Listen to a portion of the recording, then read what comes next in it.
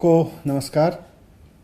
इस वक्त कोरोना की वजह से पूरी दुनिया एक संकट के दौर से गुजर रही है। हमारे पेरेंट्स ने, हमारे ग्रैंड पेरेंट्स ने शायद कभी भी ये दौर नहीं देखा इतना बड़ा, इतना बुरा जितना इस वक्त पूरी दुनिया में आया हुआ है। हम सबको, सरकार को, कॉरपोरेट को, प्राइवेट सेक्टर को, एनजीओज़ को, सोसाइटी को, सारे लीडर्स को, सबको बहुत कंपैशनेट होकर काम करना है। अभी दिल्ली सरकार भी बहुत मेहनत के साथ में और बहुत फूंक फूंक के एक एक कदम रख के इस कोरोना के खिलाफ लड़ाई में लड़ रही है। सरकार सबको फ्री राशन दे रही है, करीब 90 लाख लोगों को फ्री राशन दे रही है। उसके अलावा 10 लाख लोगों को रोज़ाना लंच और डिनर कराया जा रहा है। कई लाख लोगों को मॉनेटरी सपोर्ट उनके अकाउंट में पहुंचाई गई है। कोरोना की वजह से दो सेक्टर सबसे ज़्यादा प्रभावित हो रहे हैं, इकोनॉमी और एजुकेशन।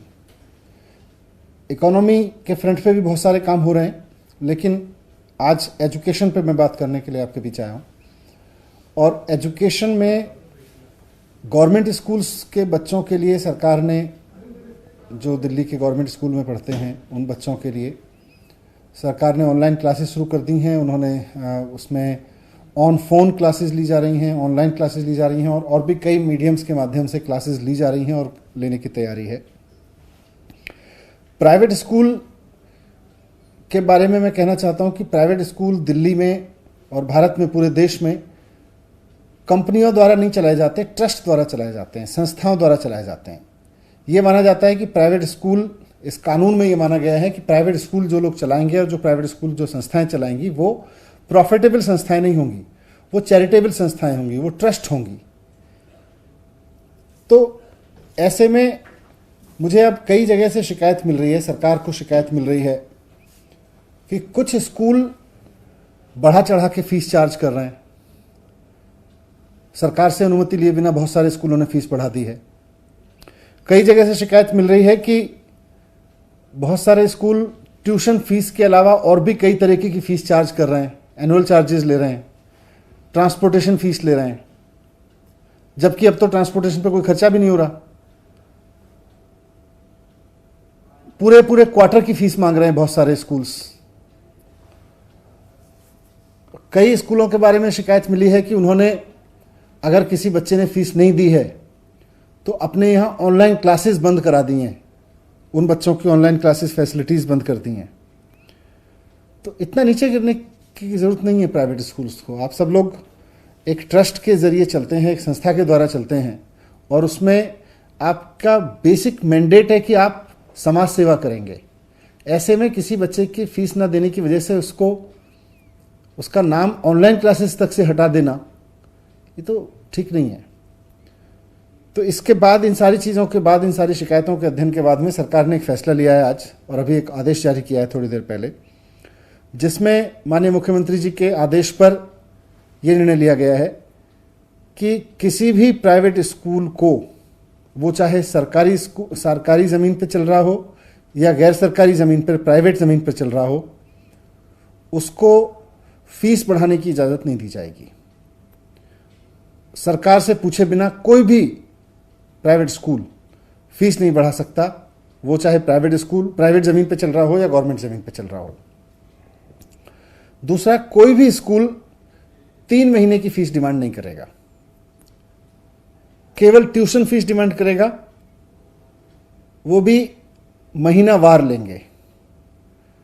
कोई स्कूल पेरेंट्स को 3-3 महीने की फीस नहीं चार्ज करेगा। इसके साथ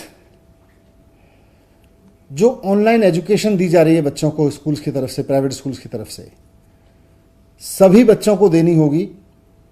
अगर कोई पेरेंट फीस नहीं दे पा रहा है तो उनके बच्चों का नाम ऑनलाइन टीचिंग से नहीं हटाया जाएगा, उनको ऑनलाइन फैसिलिटीज नहीं काटी जाएंगी।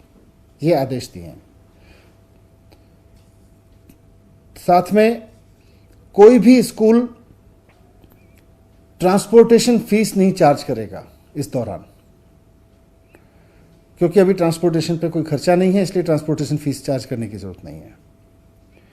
1 महीने की फीस के अलावा कोई और 1 महीने की ट्यूशन फीस के अलावा कोई भी स्कूल, वो चाहे प्राइवेट ज़मीन पे बना है या सरकारी ज़मीन पे बना है, कोई भी स्कूल 1 महीने की ट्यूशन फीस के अलावा किसी भी पेरेंट से कोई और तरह की फीस चार्ज नहीं करेगा, ना ट्रांसपोर्ट फीस चार्ज करेगा, ना कोई एनुअल चार्ज करेगा, कोई चार्ज नहीं लेंगे। साथ में यह भी ऑर्डर दिया गया है कि सभी प्राइवेट स्कूलों की, चाहे वो सरकारी स्कूल पे, सरकारी ज़मीनों पे बने हैं या प्राइवेट ज़मीन पे बने हैं, ये जिम्मेदारी होगी कि वो अपने सभी स्टाफ को, टीचिंग और नॉन टीचिंग, कॉन्ट्रैक्ट का हो या आउटसोर्स किया हुआ हो, सभी स्टाफ को समय पे सैलरी उपलब्ध कराएंगे।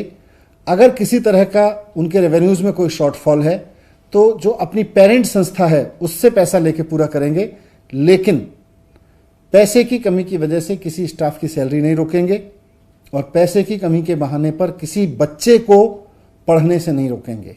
ये दोनों इंस्ट्रक्शंस इस ऑर्डर में साफ साफ हैं।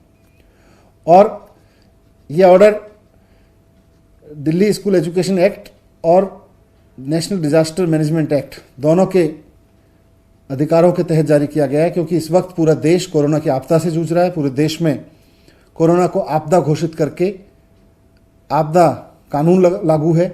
तो इस आपदा कानून के लागू होने के समय में इन आदेशों का जो पालन नहीं करेगा स्कूल, उसके खिलाफ दिल्ली स्कूल एजुकेशन एक्ट और आपदा कानून दोनों के तहत कार्रवाई की जाएगी। मैं फिर से समराइज कर देता हूं कि कोई भी स्कूल 1 महीने की ट्यूशन फीस के अलावा किसी भी तरह की और फीस चार्ज नहीं करेगा, ना ट्रांसपोर्टेशन फीस, ना कोई और एनुअल चार्जेस, ना कोई भी स्कूल सिर्फ इस वजह से कि कोई बच्चे ने फीस नहीं दी है उसको ऑनलाइन क्लासेस में शामिल होने से टर्मिनेट नहीं करेगा, उसको रोकेगा नहीं।